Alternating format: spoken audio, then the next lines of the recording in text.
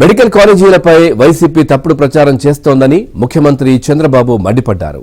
PPP విధానంలో కొత్తగా నిర్మిస్తున్న మెడికల్ కాలేజీల్లో నాణ్యమైన ఉచిత వైద్యం అందిస్తే వారికి అభ్యంతరం ఏంటి అంటూ నిలదీశారు.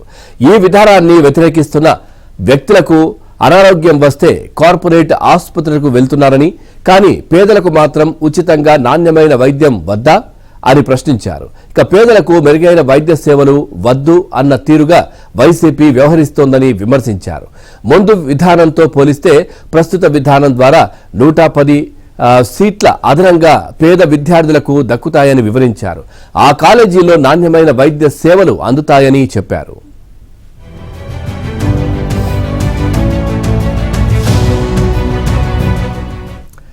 గత పాలకులు అనుసరించిన విధానంతో మెడికల్ కాలేజీల కట్టడానికి కనీసం 20 ఏళ్లు పడుతుందని, అప్పటి వరకు పేదలు ఇబ్బందులు పడాలా అని ప్రశ్నించారు సీఎం చంద్రబాబు.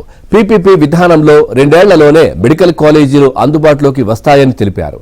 తాను ఏ పని చేసినా పేదలను దృష్టిలో ఉంచుకునే చేస్తానని, ప్రజలకు విద్య వైద్యంతో పాటు ఆదాయం పెరిగేందుకు కృషి చేస్తానని పేర్కొన్నారు.